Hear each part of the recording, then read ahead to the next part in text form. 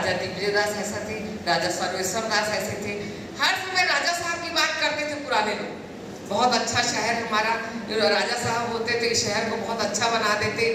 तो हमारे मन में ये बात आई कि हमारे पूर्वज इतने अच्छे से राजा दिग्विजय दास के बारे में बता रहे हैं, मतलब वो राजा साहब को मैंने तो एक झलक ही देखा, लेकिन इतना अच्छा बता रहे हैं, मतलब राजा साहब कितने अच्छे होते। और जब लोग सड़कों की बात करते, मार्केट की बात करते, एक बार दुर्ग में मोतीलाल जी वोरा ने कहा कि शारदा हमारे यहाँ की बसावट बिल्कुल अच्छी नहीं दुर्ग की। राजनांदगांव के राजा ने कितना अच्छा बसाया उस शहर को। जैसे रत्ना ने भी बताया कि सारा शहर आपका जी रोड में आके, कितनी अच्छी सोच थी हमारे राजा साहब की। बिजली आपको उन्होंने दिलाई, रेलवे आपको उन्होंने, उनके पूर्वजों ने दिलाई, सारी शिक्षा के क्षेत्र में उनके पूर्वजों ने।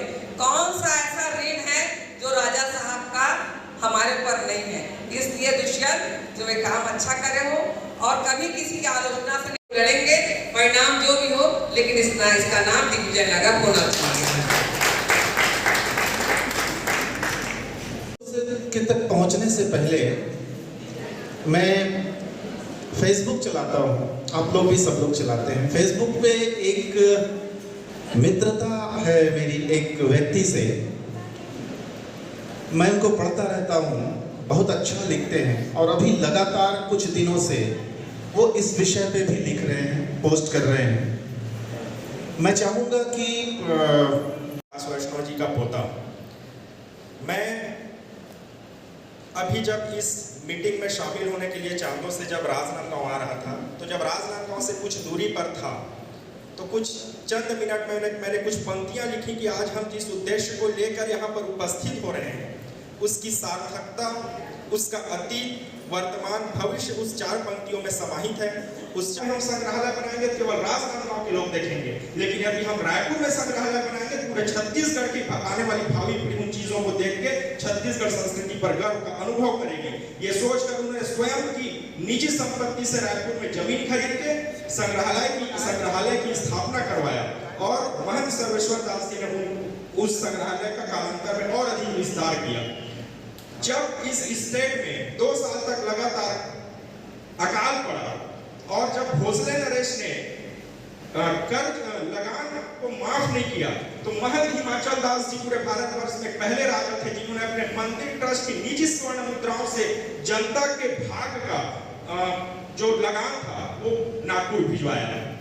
यदि असमय दिग्विजय दास जी की मृत्यु नहीं हुई रहती तो छत्तीसगढ़ 1964 में ही पृथक राज्य बन जाता और उसकी राजधानी, कहने में कोई अतिशयोक्ति बात नहीं, उसकी राजधानी राजनांदगांव होती, क्योंकि उस समय रियासत काल में भी इंदौर से बेंच बुलवाकर जो पूरे कहीं भी जाते थे यहाँ उनकी ज्यूरी लगती थी और सारे मालगुजार जमींदार कोई इंदौर नहीं जाते थे, बाकी जगह के जमींदार मालगुजार केस लड़ने के लिए इंदौर जाते थे, लेकिन राजा साहब ने अपनी रियासत के मालगुजारों को सुविधा दी थी कि महीने में एक बार इंदौर के सिविल जज यहाँ आकर बैठते थे और यही उनका निराकरण होता था। फिर इसे नांदगांव पता नहीं क्यों बना दिया गया नांदगांव, जिसके पीछे कोई लॉजिक नहीं है।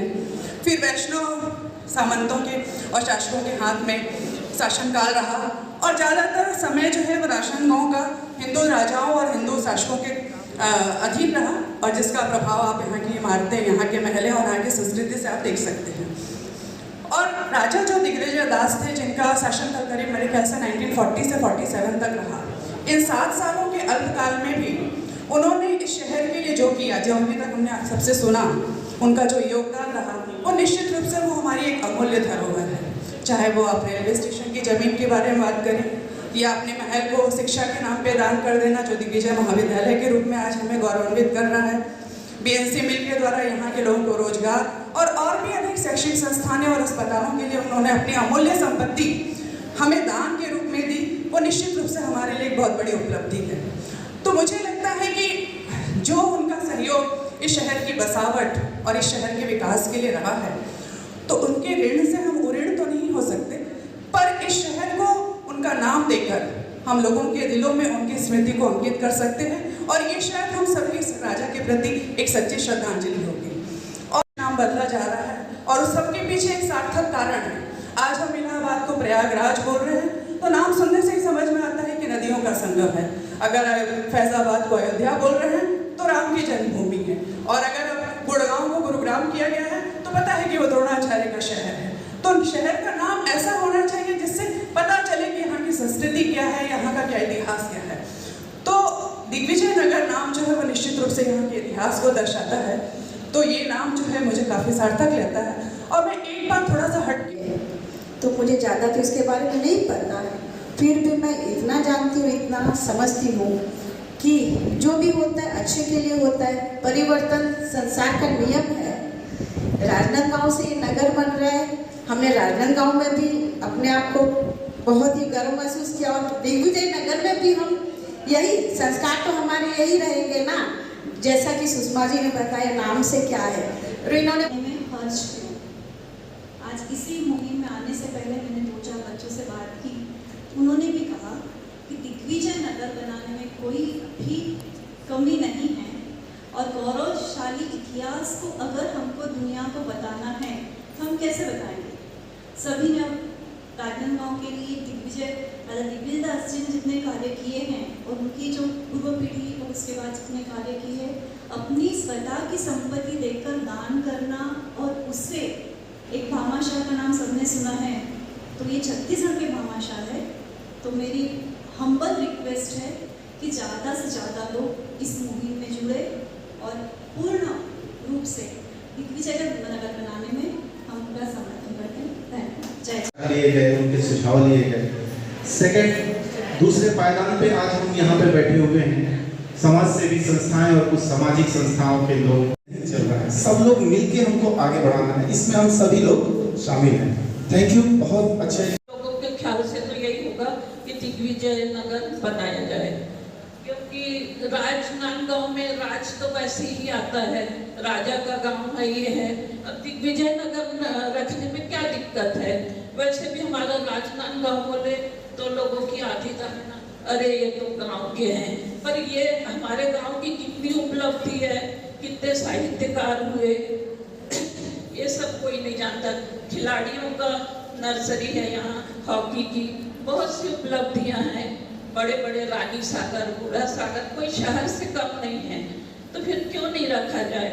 और आगे एक बात तो कि राजा दिग्विजय दास जो थे इस धरती से बहुत प्यार करते थे, अथाह स्नेह इस धरती से उनका जुड़ा था, क्योंकि उस समय रियासतें खत्म कर दी गई थी अंग्रेजों के समय में, तो अंग्रेजों की तरफ से कुछ मानदेय दिया जाता था। जन कल्याण के काम भी करते थे, अपने परिवार का भरण पोषण भी करते, तो राजशाही ठाट बाट से जीवन भी जीते थे। जैसा फोटो हम देखते हैं ना, गर्व से तना हुआ चेहरा, ये हमारी संस्कृति। और हमें गर्व होता है जब भी राजा दिग्विजय दास जी की जब फोटो मैं देखता हूँ कि हम ऐसे राजाओं की प्रजा के रूप में इस धरती पर जन्म लिए हैं जहां हमें सर को गर्व से उठाने का मौका मिला हुआ है। बहुत दानवीर थे, गरीब जो उनके दरवाजे पर आता था कभी खाली हाथ नहीं जाता था। उसमें लिखा था कि किसी गरीब परिवार में शादी होती थी तो उस परिवार का दहेज दान दक्षिणा जो भी होती राजा जी देते थे। खेल का आयोजन, जो राजनांदगांव की धरती को कहते हैं कि लोग खेल और साहित्य की नगरी, तो खेल का जो बीड़ा राजा दिग्विजय दास जी ने राजनांदगांव में, जो ये हॉकी की प्रतियोगिताएं होती है ना, पहले म्युनिसिपल स्कूल के ग्राउंड में हुआ करती थी, उस आयोजन का पूरा खर्चा हमारे राजा साहब उठाया करते थे। और बड़े शौक से जितनी देर तक, जितने दिन तक वो आयोजन चलता था वहाँ बैठकर खुद देखते थे और खिलाड़ियों को उत्साहवर्धन करते थे। बाहर की दूर दूर से टीमें आया करती थी, लेकिन कुछ विडंबनाएं रहती है कि इतने कम समय में राजा जी हमारे बीच से चले गए। अगर आज हमारे बीच में राजा दिग्विजय दास जी होते या उनकी आने वाली पीढ़ियां होती, तो इस राजनांदगांव की तस्वीर और तकदीर दोनों बदल गई रहती। यह था और उस एग्रीमेंट में लिखा था कि राजनांदगांव से गुजरने वाली कोई भी गाड़ियां, उसका स्टॉपेज राजनांदगांव में लिखा गया। ये इतिहास में दर्ज है रेलवे के। लेकिन कोई अपने हक के लिए लड़ने के लिए आगे ही नहीं आता। 4 दिन कुछ मुहिम चलती है और लोग अपने अपने घरों में जाकर चद्दर ओढ़ के सो जाते हैं। इतने नेता राजनांदगांव में, बड़े बड़े नेता हुए जो केंद्र में मिनिस्टर रहे, प्रदेश में मिनिस्टर रहे, लेकिन कुछ दिन तक पब्लिक के संपर्क में आते हैं, थोड़ा सा काम कर, पूरी दुनिया में हमारा ये शौर्य बढ़ेगा, हमारी मान मर्यादा बढ़ेगी कि किसी नगर से कोई व्यक्ति आया दिग्विजय नगर से। कितना सुंदर से यानी चेहरा ही खिल जाएगा लोगों का। अब हम बताते हैं कि ट्रेन में बैठे हैं, सफर कर रहे हैं, आजू बाजू 4 लोग चर्चा करते हैं, भैया आप कहाँ से? वो तो राजनांदगांव से। यही कहाँ पर है? तो भिलाई का नाम क्योंकि इतिहास में पढ़ाया भी जाता है कि इस्पात कारखाने के रूप में रायपुर से ज़्यादा भिलाई का नाम। तो मैं बताता हूँ कि छत्तीसगढ़ में जो भिलाई है उसके पास में शहर है, जिला है राजनांदगांव, जिला है, और उनको आश्चर्य होता है। यानी जिला होने के बाद भी राजनांदगांव का नाम लोगों तक पहुंचा ही नहीं अभी तक। तो आज आप, और जब लोग खड़े रहेंगे तो हम उनसे भी जाकर माइक देकर पूछेंगे कि भैया ये जो मुहिम हम चला रहे हैं कैसी, जैसे टीवी डिबेट में हम लोग देखते हैं ना, तो पब्लिक के बीच में, जनमानस के बीच में चर्चा का विषय आना चाहिए। नाम सा लगा तब से जब से पुकारा तुमने, ये दिग्विजय नगर समिति के हुई है, जिसमें हम लोगों ने सारी समिति के सदस्यों ने मिलकर एक मुहिम चालू किया है। उसमें राजनांदगांव का नाम राजा दिग्विजय नगर के नाम से करना चाह रहे हैं। उसके लिए सर्व समाज से संगोष्ठी किया गया और समर्थन लिया गया। उसके बाद धीरे धीरे कारवां बढ़ाते हुए अभी सर्व समितियों का समर्थन और सुझाव लिया जा रहा है, और ये कड़ी चलते रहेगी। और राजनांदगांव का नाम दिग्विजय नगर रखना है, इसके लिए सर्व संगठन से सभी लोगों को बुलाया गया है और उनसे विचार विमर्श किया जा रहा है। राजनांदगांव का नाम दिग्विजय नगर रखने का उद्देश्य क्या है?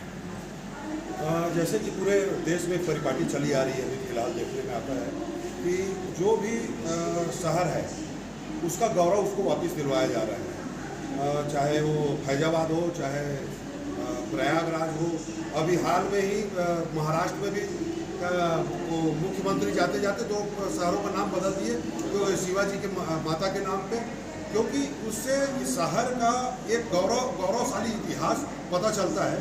और हम राजनांदगांव के सारे लोग इस मुहिम में हम शामिल हैं, और हम ये चाहते हैं कि राजा दिग्विजय दास जो ये हमारा इतिहास है, गौरवशाली इतिहास राजाओं का, तो उसके नाम से शहर का नाम होना चाहिए। और इसी मुहिम में हमारी समिति लगी हुई है, और शहर के एक एक व्यक्ति को जोड़ने का काम जारी है। उसी तारतम्य में आज एक संगोष्ठी सर्व सामाजिक संगठनों का लिया जा रहा है। इससे पहले सर्व समाज के मुखियाओं को होता, भी सामाजिक जो संगठन है उनका लिया जा रहा है, और यही क्रम आगे जारी रहेगा। एक एक लोगों को समर्थन लिया जाएगा। क्या जनता से भी राय ली जाएगी? बिल्कुल, सड़कों पे उतर के एक एक व्यक्तियों को, इस शहर के एक एक व्यक्तियों को जोड़ा जाएगा इस मुहिम से। आपका नाम बताएं।